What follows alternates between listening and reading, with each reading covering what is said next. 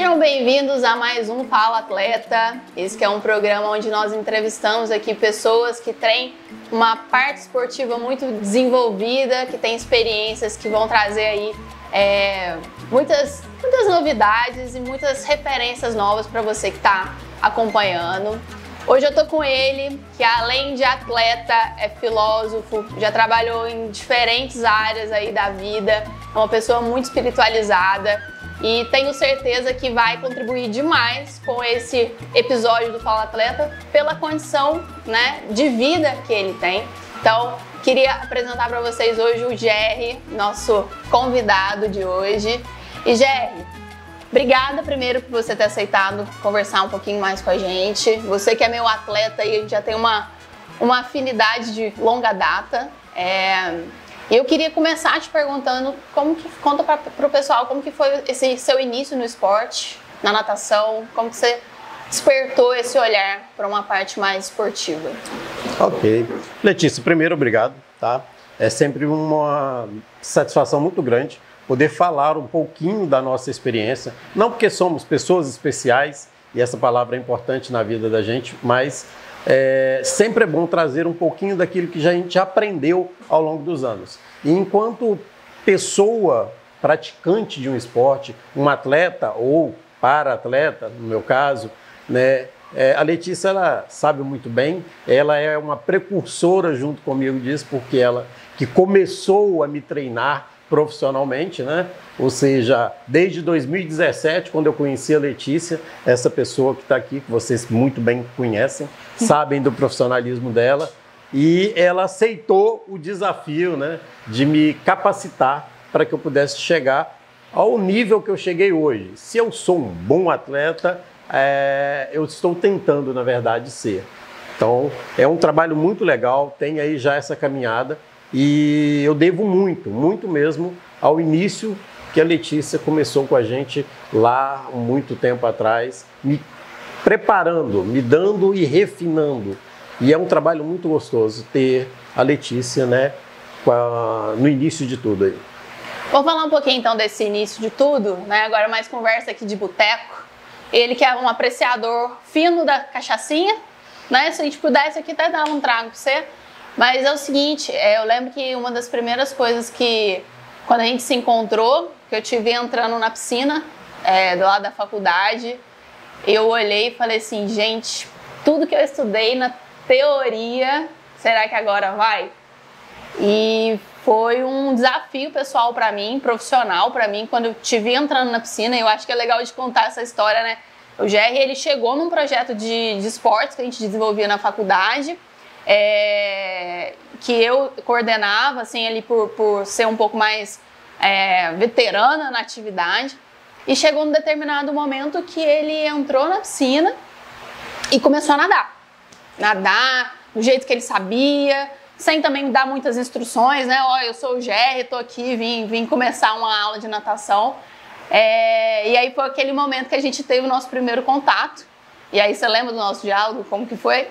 Então, esse é um momento que eu costumo dizer assim, que de certa forma é um pouco vergonhoso para mim, porque foi eu dizia, um desrespeito, né, a um profissional que estava ali, mas eu realmente tinha aquela sede de nadar, muito tempo sem nadar, e eu me ingressando naquele projeto, e aí aquele momento que a Letícia estava recebendo o pessoal, fazendo aquele bate-papo mesmo, apresentando o trabalho, conversando, e eu doido para entrar na piscina, e aí eu falei, quer saber de uma coisa, eu vou entrar e vou nadar. Foi o tempo de eu ir de outro lado e voltar, ela já estava na beira da piscina e ela chegou assim, então, eu já vi que você sabe nadar, mas a gente precisa trabalhar um pouco e vamos ver o que dá para fazer, essa coisa toda. E a partir daí a gente começou a se entender, né? Eu conto isso com um certo receio, porque eu considero uma agressão, eu desrespeitei uma pessoa que estava ali conduzindo um trabalho que se mostrou maravilhoso, excepcional. Então, esse foi o primeiro contato.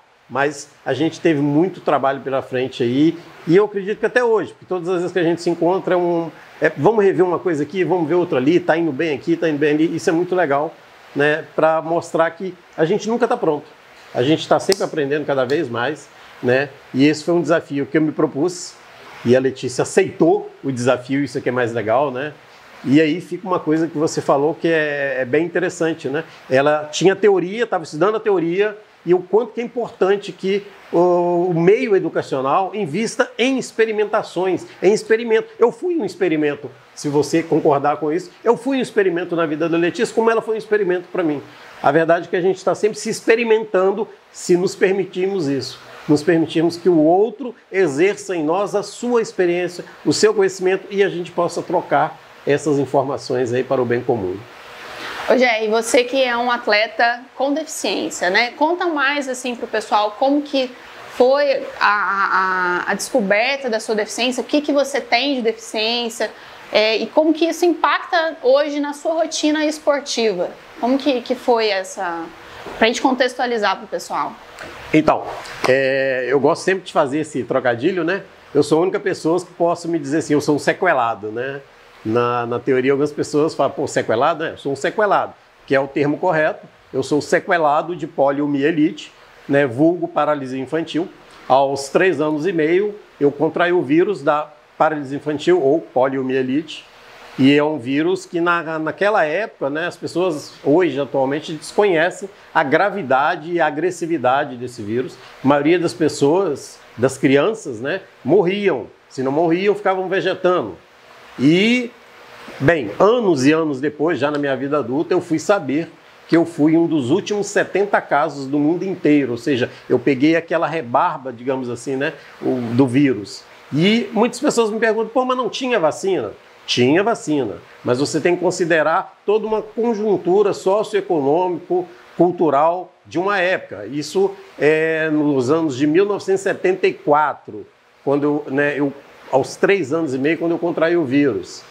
Em cidade do interior de Minas Gerais, uma família com uma base estrutural sem muita educação, você nem tinha televisão dentro de casa, não existia campanhas e campanhas como hoje se tem, e aí ainda há pessoas que negam o valor da vacina. Isso é uma aberração para mim, mas a gente tem que conviver com isso, né? Conviver com essas contrariedades que existem por aí.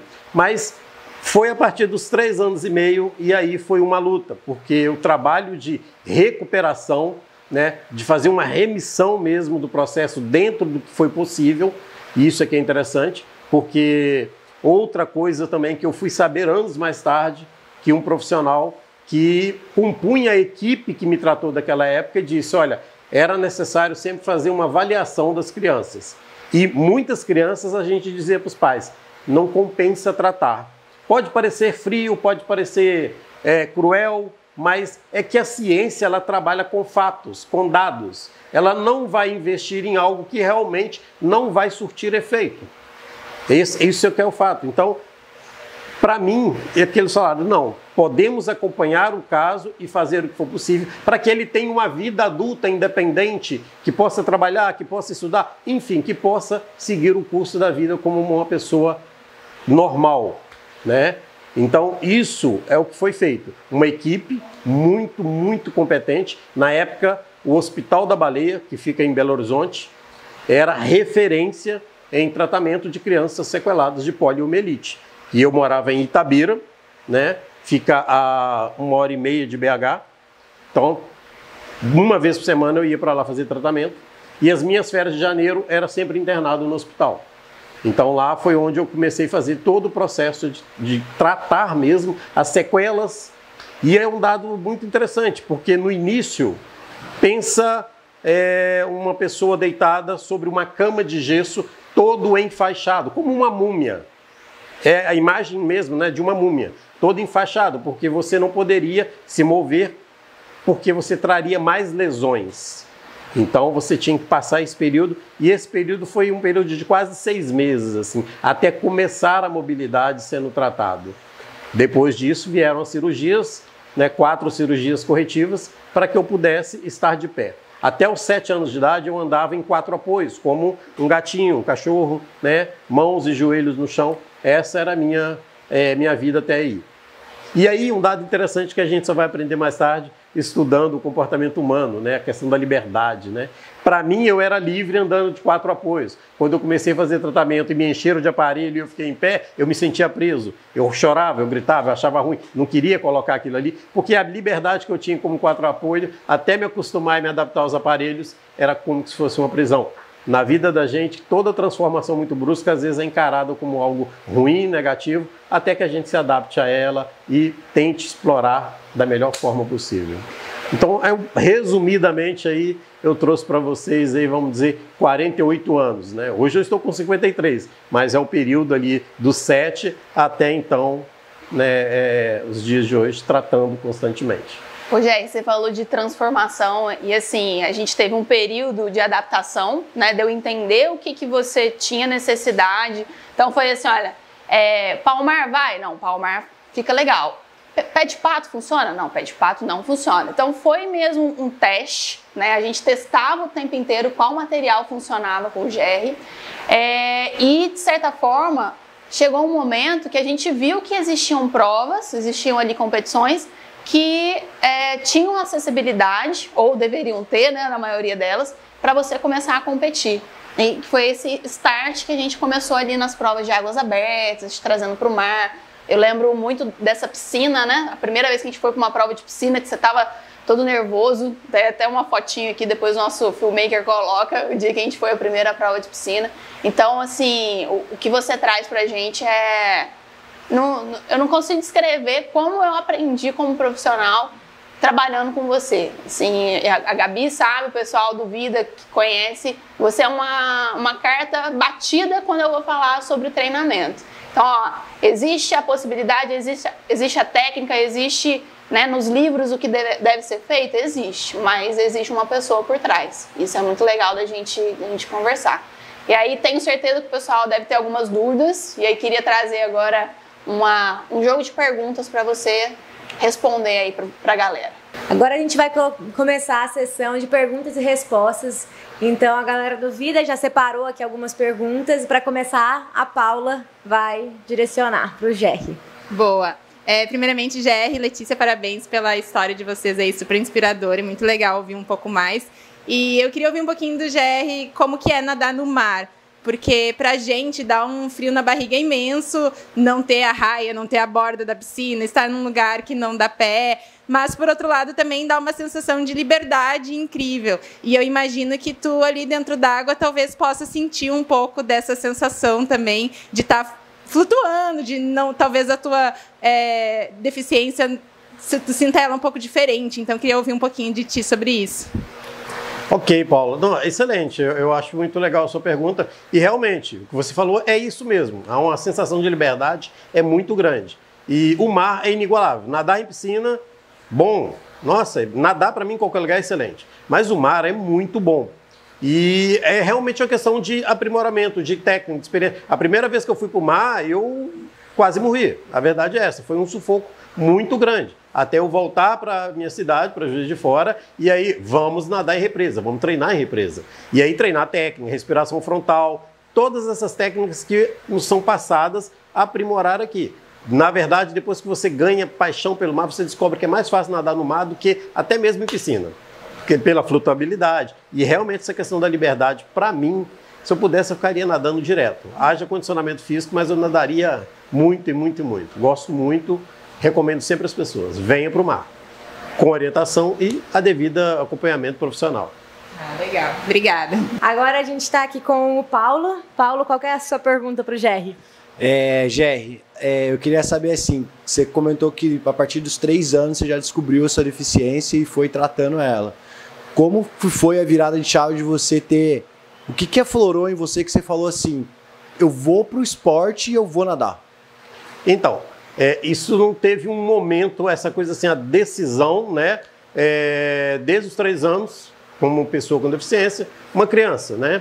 E é um dado interessante, que até os 4, 5 anos as crianças não têm memória fixa do que acontece com ela, mas exceto traumas. Para mim foi um trauma, eu lembro desde os primeiros sintomas, enfim, tudo isso. A questão do esporte, a natação, né, como a Letícia, né, pode falar aqui no início, eu já saí nadando lá porque eu já sabia, vamos dizer assim, já sabia nadar. Eu não me afogava, batia braço, beleza, tranquilo, mas a paixão pela natação, pela água começou bem antes, né, nadando em clube, nadando em represa, eu já me sentia muito livre dentro da água, né, então eu aprendi a não me afogar. Mas aí, já na idade adulta, no projeto lá que a Letícia coordenava, eu fui refinar essa técnica, ganhando mais prazer e me apaixonando mais ainda. Então, assim, se fosse marcar um start ali, foi quando meu irmão me levou para uma represa e lá naquele modo que as pessoas fazem antigo de segurar ali na barriga para você sair batendo o braço, e quando ele viu eu já estava do outro lado, pela empolgação, né? E aí, a partir daí, cara, foi só mesmo esperar chegar o profissional ideal para nos acompanhar, entendeu? Dos esportes que você já tentou, né? Quais foram eles e qual que você mais gostou? Então, na verdade, é o seguinte, esporte propriamente dito, o que eu realmente sempre foquei e tive a oportunidade de desenvolver é a natação, pela praticidade ali, enfim, os ambientes que eu sempre estive. Hoje eu falo que se eu tivesse meios, né, agora, né, talvez lá no futuro eu venha a ter, que eu acho que também eu vejo, né, pela minha percepção, não tive como experimentar ainda, seria o esporte em cadeiras de rodas adaptado. Porque eu vejo o pessoal da bike e falo, cara, isso me dá uma sensação muito boa, o deslocamento, sabe? Essa coisa que você vai em cima de uma bike. Quando eu passo na BR, às vezes vejo o pessoal pedalando, eu acho aquilo muito bacana. Só que aí é um esporte muito caro, porque infelizmente uma cadeira de roda adaptada de alto nível mesmo é mais caro que carros importados aí. Tem cadeiras tops aí de 60 mil, 70 mil, né? E aí você precisa de uma cadeira legal para você fazer isso, né? Como se pede. Pode ir. Mais uma pergunta aqui do Paulo. E assim, é impressionante ver a sua capacidade nadando, né? Eu queria que você falasse um pouco dos medos que você passou quando o seu irmão colocou você na represa, porque como até a própria Gabi, o próprio Vida colocou lá no letreiro aqui do camp, o medo tá ali. E eu imagino que quando seu irmão colocou você a primeira vez, você falou, cara, o que você tá fazendo? Você tá maluco? E como que foi esse processo de você passar a barreira do medo? Então, eu tenho uma peculiaridade em mim, que é o seguinte, eu posso ter medo de alguma coisa, mas eu aprendi muito na minha vida que se você deixar o medo te dominar, você não vai fazer nada. Né? Muito novo, eu saí da casa da minha mãe, do seio familiar, muito novo para ganhar o mundo, por escolha própria, na verdade, né? Para estudar, enfim. E a minha mãe sempre, meus irmãos sempre muito preocupados, né? Mesmo não sendo eles uma família paternalista, pela minha deficiência, ficar com aquele cuidado, né? Sempre foram muito livres nisso, mas sempre tinha aquele receio, né? E eu sempre falava com eles, olha, eu preciso experimentar. E aí a minha vida sempre foi assim, eu fiz coisas para todo lado, né, mesmo com medo. E a questão do esporte da natação, que eu te falei, quando meu irmão colocou na água, não tinha medo. Sabe onde é que eu fui desenvolver e reconhecer o valor do medo? Quando eu comecei a treinar realmente. Porque aí você percebe o quanto que você não sabe com relação àquela atividade. E aí você descobre que há riscos, né? Há riscos. Então, esses dias eu conversando com alguém, eu falo, às vezes eu entro no mar, eu tenho medo. Mas eu aprendi que o seu psicológico, você pode estar te sabotando nessa hora. Te dizendo, nossa, o mar está virado, nossa, o mar está alto, nossa, tem isso, tem aquilo. Igual lá ontem, né, a gente teve a experiência lá da canoa, lá, aquela parte toda agitada, né? Olha para aquilo, dá um certo receio. Mas você sabe, peraí, estamos preparados, estamos aqui, com devida segurança, vamos encarar. Então, eu fui aprender o valor do medo depois já de realmente, vamos dizer assim, ter me tornado um profissional de natação em águas abertas. Então, ter medo é natural. A gente precisa respeitar essa nossa natureza, mas trabalhar em cima disso aí para poder superar, senão a gente não vai para lugar nenhum, a gente não vive.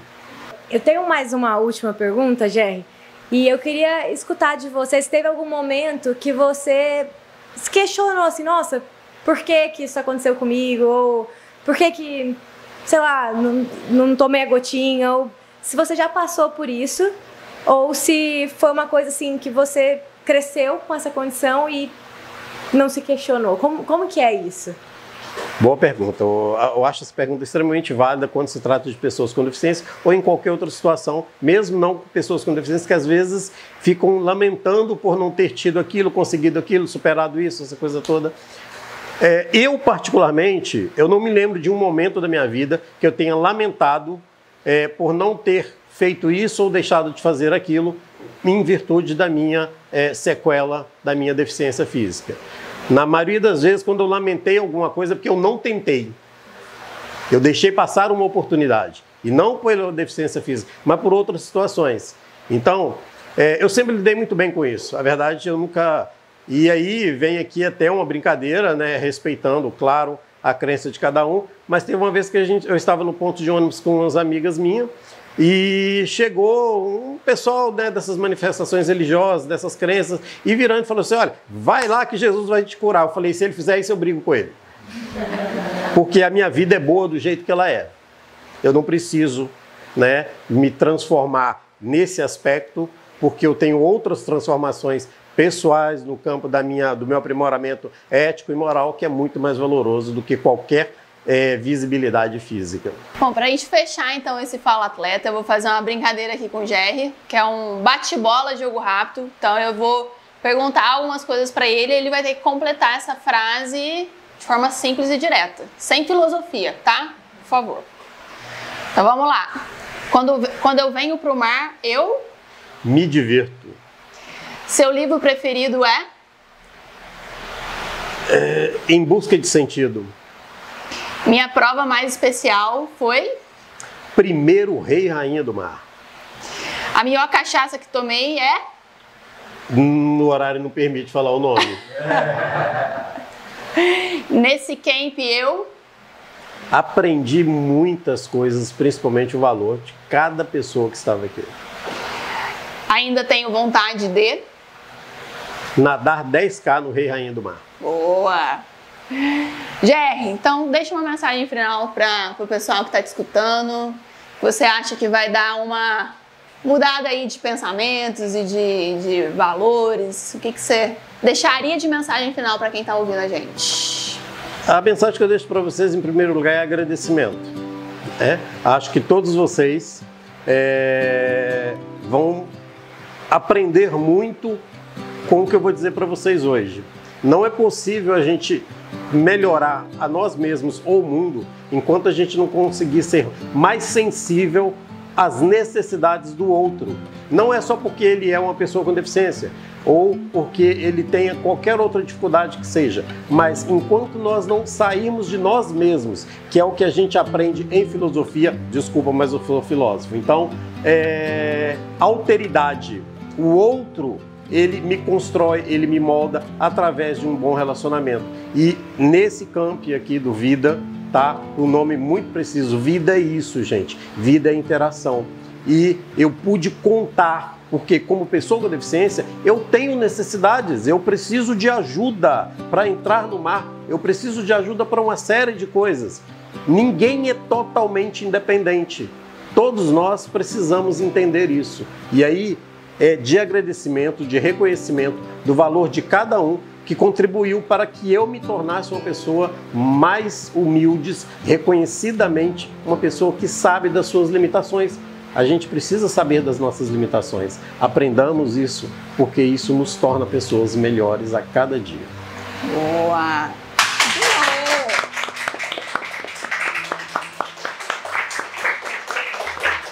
Esse foi mais um Super Fala Atleta com o nosso convidado especial. E se você gostou, acompanhe que ainda tem muita gente bacana pra gente entrevistar. Se inscreve no canal, ativa a notificação que o Vida vai te levar para lugares que você às vezes nunca foi. Então bora com a gente!